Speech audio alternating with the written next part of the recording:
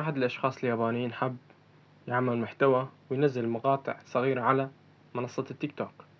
فجأة بيتجوز واحدة سورية، وبعدين بيفوت التلفون إلى الحمام بالغلط. بسم الله. طبوكي.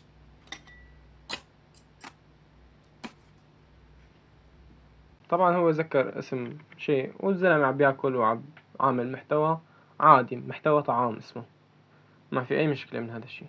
خلونا نشوف الفيديو اللي بعده، شوف كيف اتطور بعد ما تزوج.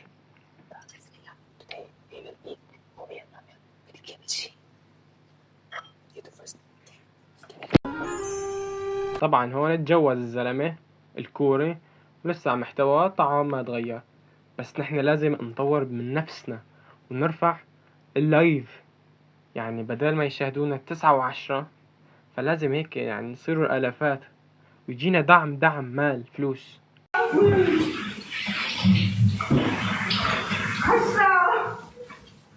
مبسوط اخونا الياباني عم يتحمم على اللايف وما في عنده اي مشكلة. طبعا عادات وتقاليد، كل ناس عندها عادات وتقاليد بتختلف، بتحسوا عليها مبسوطة اكتر منه.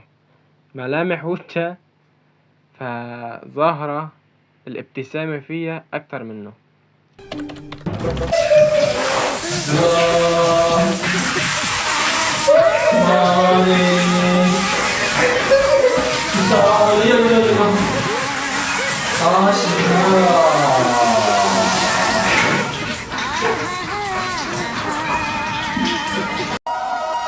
ماشي الحال. طلع هذا الفيديو اللي قبل الياباني ما يتحمل، بس هون مبدل الفستان وجاي كمان مكمل على الياباني ومحملته. طبعا كله بكفي، والكومنت اللي عم بيجي على اللايف بكفي. في احد الاشخاص كاتب لهم الله يحفظكم، شقد حلوين، الله يسلمك يا اخي، الله يسلمك ويبارك فيك.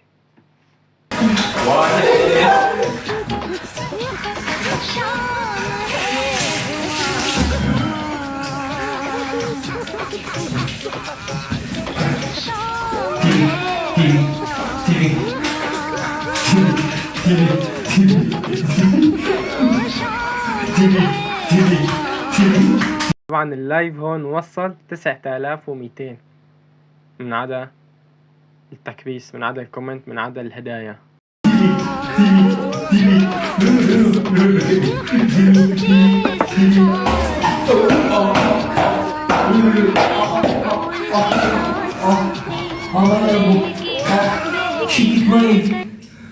ربيه كويس، ربيه، بس المشكلة مو فيه، المشكلة فيكم انتوا الاثنين، اثنيناتكم بدكم ترباي.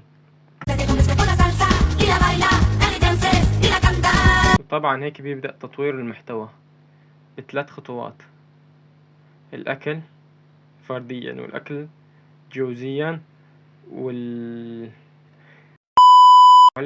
وحاليا شفنا كيف تطور حالك ب3 خطوات فقط. واحدة منهم انك تاكل لحالك، هاي البداية، والثانية تاكل انت ومرتك، والثالثة انك تفوت معك التلفون على الحمام، تعمل تحديات هنيك فقط ب3 خطوات. فحابين نهدي هاي لرورو، حابين نهدي هذا كمان للياباني. طبعا وصلنا لنهاية الفيديو. حبيت احكي لكم بان تنتبهوا على اطفالكم، من هيك صناع محتوى فقط. والسلام عليكم. سؤال عجب، اذا عملنا فيديو بالحمام للمتابعين على اليوتيوب بجيب 2-3 مشاهدين؟